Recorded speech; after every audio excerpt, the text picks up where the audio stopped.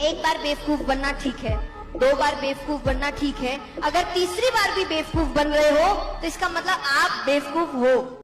हम आह भी करते हैं तो हो जाते हैं बदनाम, लोग कत्ल करते हैं तो चर्चा नहीं होता। नाज़रीन अस्सलामु अलैकुम वरहमतुल्लाह। आए दिन सोशल मीडिया पर कोई ना कोई ऐसी वीडियो वायरल होती है जिसको देखने के बाद ये साफ मालूम हो जाता है कि लोगों के दिलों में किस कदर गंदगी और किस कदर जहर भरा हुआ है और भर दिया गया है, किस कदर नफरत की राजनीति की जा रही है। ये मानवी लता है जो कि हैदराबाद से बीजेपी की तरफ से उम्मीदवार है। आप पहले इनका इशारा देखिए।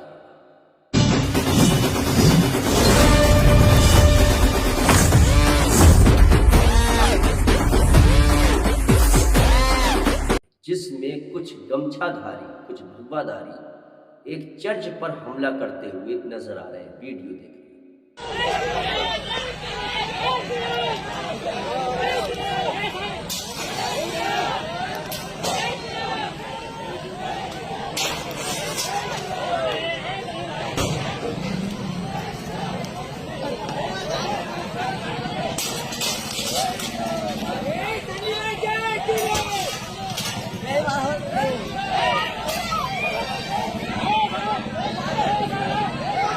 कुछ लोगों की ये आदत बन चुकी है, कुछ लोगों को शायद इसी काम पर लगा दिया गया है कि वो दूसरों के धर्म स्थल पर जाकर के हमला करें। कभी तो आप देखते हैं कि मस्जिद की तरफ इशारा किया जाता है, क्योंकि अभी आपने देखा कि मानवी लता हाथ के इशारे से तीर का जैसा हिसाब कमान बना करके और तीर का इशारा मस्जिद की तरफ कर रहे हैं। खुला पैगाम है, इशारतन खुला पैगाम है कि क्या करने के लिए क्या करना है, जीतने के लिए क्या क्या हरबा इस्तेमाल करना है और किस किस तरीके से लोगों को गुमराह करना है। अकबरुद्दीन ओवैसी ने इस पर क्या कहा, पलट में क्या कहा है। मानवी लता ने जो इशारा किया, मानवी लता ने जिस तरीके से मस्जिद की तरफ एक गैर जिम्मेदाराना इशारा किया है, उस पर अकबरुद्दीन ओवैसी साहब का क्या बयान आया है, आप खुद देखें। कि आप भी अपने आप को इस ओहदे, इस मर्तबे, इस ताकत की वजह से ताकतवर न समझें। अल्लाह ने दौलत दी तो खिदमत करने के लिए, अल्लाह ने ताकत दी तो कमजोर की मदद करने के लिए, अल्लाह ने इख्तियार दिया तो मजलूम की फरियाद को सुनकर उसकी फरियाद को दूर करने के लिए। और मुझको, आपको, हमको अल्लाह ने सबसे बड़ी ताकत से नवाजा है, और वो ताकत है तो वो हमारा इत्तेहाद है, वो हमारा मरकज सियासी है, मजलिस इत्तेहादुल मुस्लिमीन है। और मजलिस इत्तेहादुल मुस्लिमीन की ताकत में इजाफा करना है तो कमजोर की मदद करो, फरियादी की फरियाद को सुनो, और जो मददगार है, जो मदद का तलबगार है, उसकी मदद करो। जिस पे जुल्म हो रहा है उसके साथ जाकर खड़े रह जाओ। अगर हम खुद भी जालिम बन जाएंगे इख्तियार के नशे में, तो याद रखो अल्लाह हमको भी इख्तियार से महरूम कर देगा। खुदारा इस बात को समझो कि आज मुल्क के क्या हालात हैं, मुल्क किस तरफ जा रहा है, और इन हालात में हमारी क्या जिम्मेदारी है। खुदारा वक्त और हालात को समझो। आज कौन है जो हमारी नाइंसाफी पर आवाज बुलंद करता है? कौन है जो हमारी हक तलफी पर इख्तियार की आंखों में आंखें डालकर अपने हक को तलब कर रहा है? कौन है जो हमारी नाइंसाफी पर इंसाफ का मुतालबा कर रहा है? कौन है जो आपकी इज्जत, आपकी वक़ार, आपकी शान, आपकी शौकत और आपकी अजमत के लिए इख्तियार के आंखों में आंखें डालकर बात कर रहा है? वो मजलिस इत्तेहादुल मुस्लिमीन।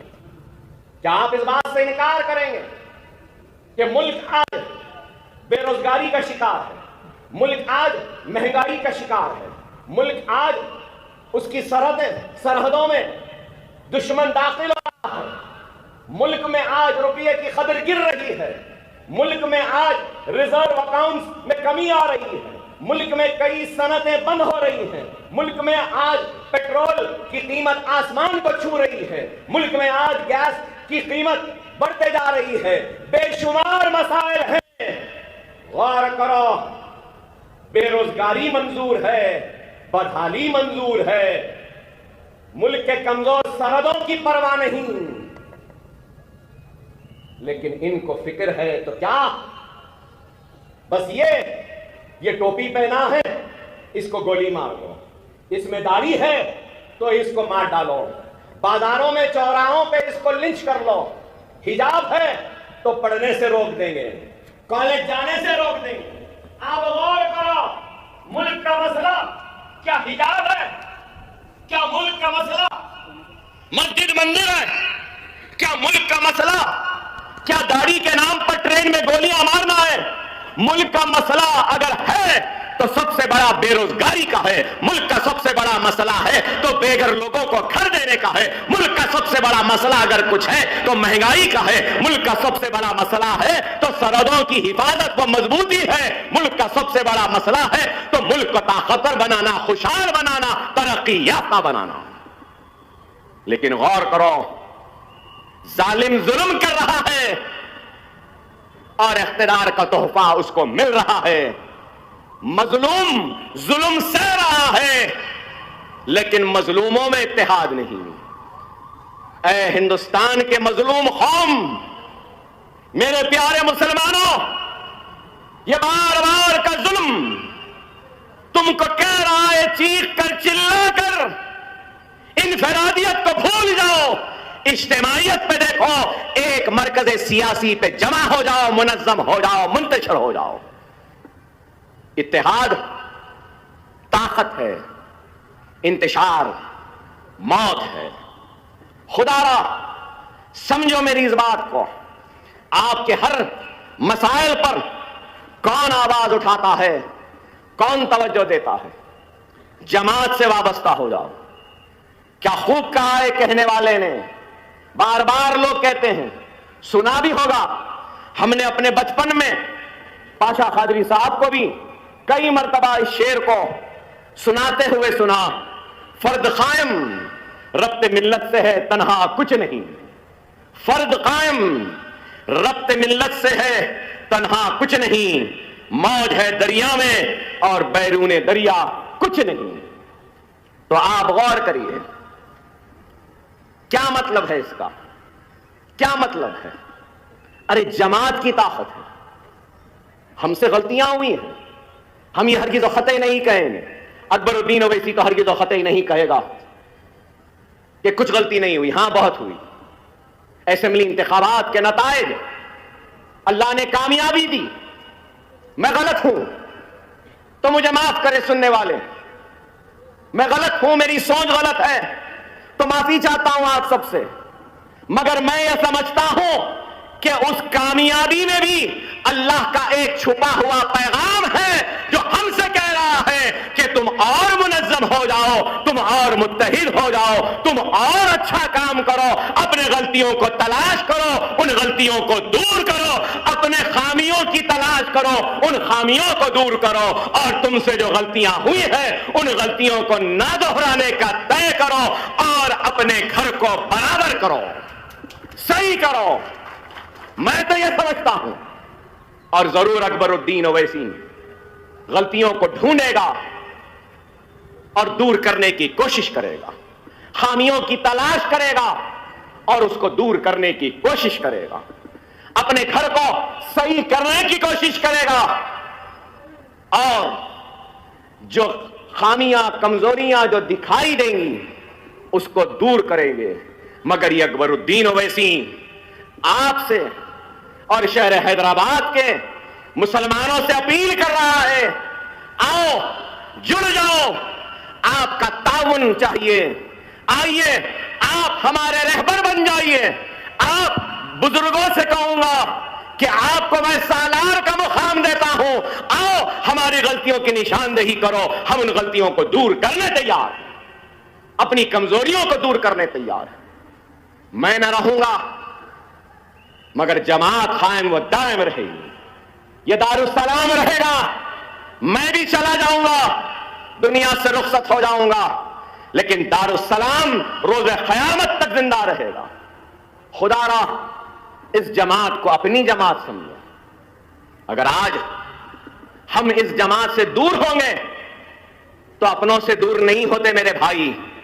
یاد رکھو، جو اپنا ہے وہ اپنے کی غلطی پر اپنے سے کہتا ہے کہ تو غلط ہے، اور اپنے کو مجبور کرتا ہے ان غلطیوں کو دور کرنے کے لیے۔